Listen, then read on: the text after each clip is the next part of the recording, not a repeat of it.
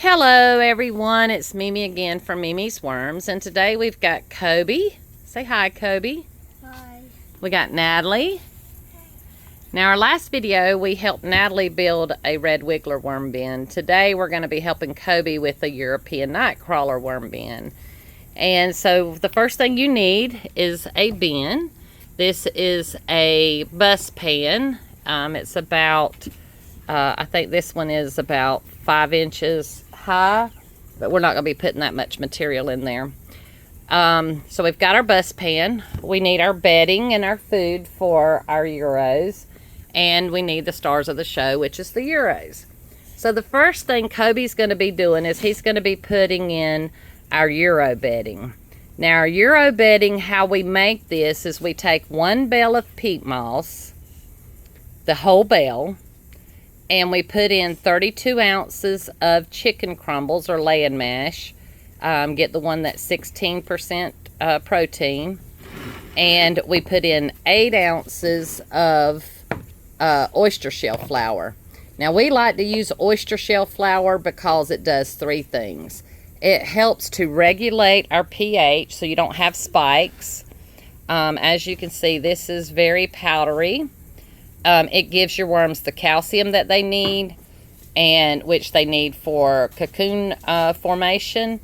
And then it also gives them the grit that they need, because worms does not have teeth. They have gizzards, so they need to be able to have that grit to eat. Now, we mix all of that up, get it good and wet, let it sit for a week, and then it's ready to be used for our Euros. This is the only thing that we feed Euros. We don't feed them food scraps. We don't feed them cardboard. We don't feed them anything else. It's just this bedding with this chicken crumbles and oyster shell flour mixed in. We have found that this was given to me from a very long-standing worm farmer, and I don't have trouble with protein poisoning. I don't have trouble with them not getting big enough. It's just the all-around bedding. So when you talk to me and you talk to me about Euros, if you're wanting to feed them food scraps and stuff like that, you can run into trouble. I would not, and I would tell you I don't know, because that's not how we raise ours. So if you want a successful bedding and food stock for Euros, this is what you need, and this is what I teach all my students to use. So without further ado, let's jump into this. Kobee's going to add about 2 inches of this bedding into this bin. Go ahead, Kobee.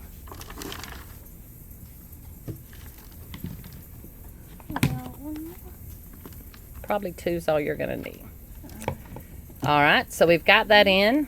It's already pre-moistened, but now we're going to need to add a little bit more moisture, because worms, get your wand over there, Kobee, because worms need a good amount of moisture for breeding and for your cocoons. And so we're going to wet this down real good. Now, the one thing you don't want is standing water. So Kobee's only going to put enough water in here for it to be good and wet, but not soppy wet. You can mix it. Natalie's going to help him mix it up.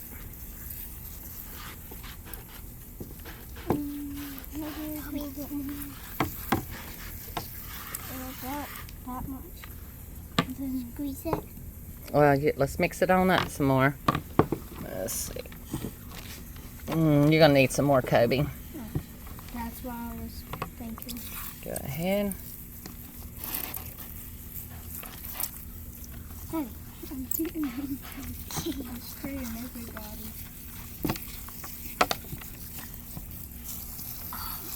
Oh, that's about good. Yeah, that's good. So when you get a handful, you want to be able to see a few drops come out. And don't worry about this being this wet, because that peat moss absorbs so much of that water. You see it's not standing at the bottom, so that's what you want. Now, a lot of times when we make these beds, we will push off, we'll get it really, really wet, we'll push all the material up to one end, then we'll tilt it and let all the water drain to the other end, and then sponge that out. But because I know what this should feel like, I'm not going to do that today. And that's it. That is how easy it is to make a worm bin for Euros. Now, we've got 300, Kobee counted as worms. We've got 300 Euros that we're going to put in here because we have discovered that 300 is a good count for this size bin. So go ahead and pour those in here, Kobee. And look at those beautiful, nice Euros. So if you guys buy worms from us, this is what you get. They are ready to go fishing with. They already have their clatellums, their breeders. They're just ready to rock and roll. So, Kobe's going to have him a nice bin of worms here. Now, the next thing you're going to want to do is let them work down on their own, and then you're going to put a lid on these, just like you did, or we did, on the last bin that Natalie did with the red wigglers. And these kids love having their hands in the worms just like everybody else.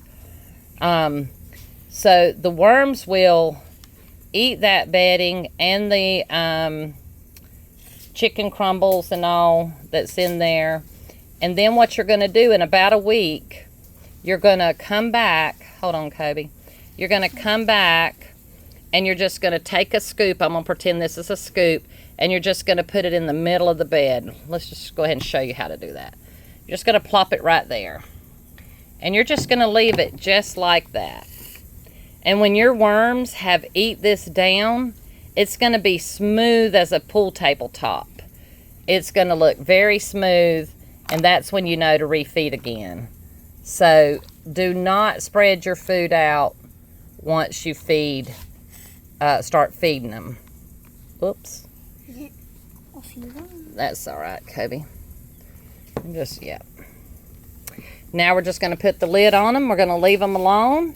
We will come back and mark this bed with today's date, which is July the 25th, 2025. And we'll come back in about 3 weeks and we'll look and see what's going on with it. Now, in the meantime, we probably will check it periodically just to see if it needs any water or anything else. And then we'll go from there. Until then, you guys have a wonderful day. And we'll see y'all on the next video. Kobee, you want to tell them bye? Bye.